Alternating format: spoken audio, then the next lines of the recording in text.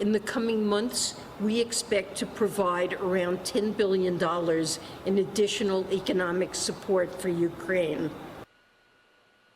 Oh, well, that was Treasury Secretary Janet Yellen yesterday as the United States announces another $2 billion aid package for Ukraine. So far, the U.S. has spent $55 billion on security and non-security funding in the war-torn country, while $113 billion has been approved and committed by Congress to send to Ukraine.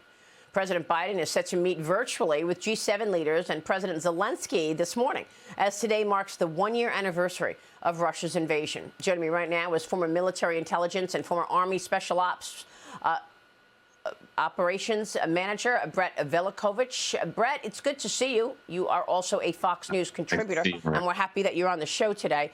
Brett, let me get your take on the year that we are watching just past, and this $113 billion that has been committed to Ukraine.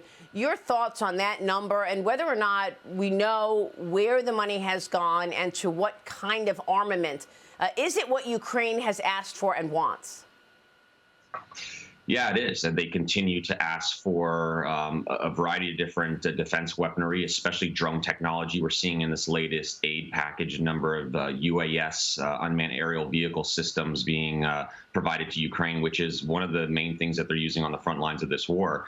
And we do need to continue to support Ukraine. It's in the best interest of the United States, and it's a small price to pay to reduce the strength of Russia, which is one of our largest adversaries. And make no mistake, our adversaries are watching what we do here to support Ukraine. And I'm talking about China as well, who's staring at Taiwan, wondering if they can go after that. And so Americans, may sit back and think this is an expensive investment now, but just wait until we show weakness. Wait until we stop providing aid. And that's when Russia can, increase its operations in there. So Ukraine's national security is very paramount to our own. And it's paramount that we continue to help Ukraine because it's the morally right thing to do. I know we're starting to see a few Republicans start to question the cost of this aid, and that's a big mistake. You got to realize 41% of our GDP, Maria, during World War II went to defense. We're spending less than 1% of our own GDP to help Ukraine. So for a small percentage of our budget, you get to help destroy one of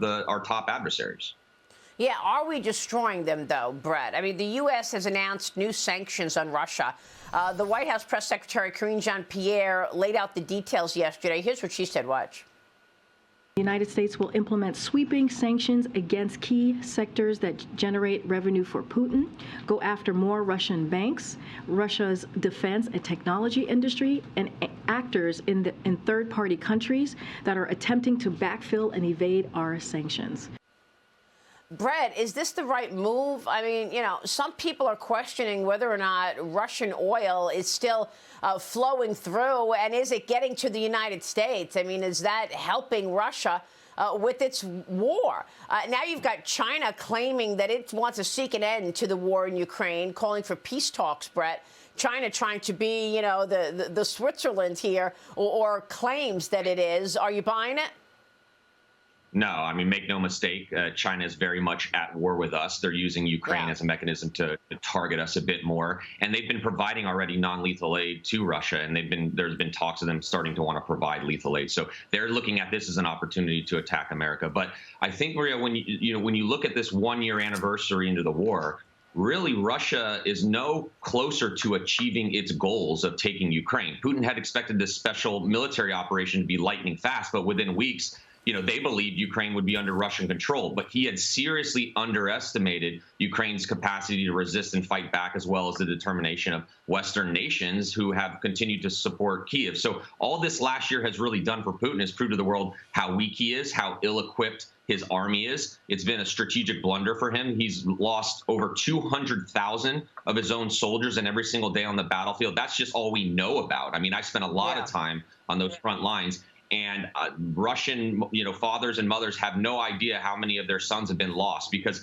they're not even able to collect a lot of the bodies that are out there. So it's exposed their strategic, ability to conduct, not conduct military operations at the level that we always thought we would. But no doubt it's been a difficult year. But I think, Ukrainians in the international community have proven their resolve to not let a dictator win.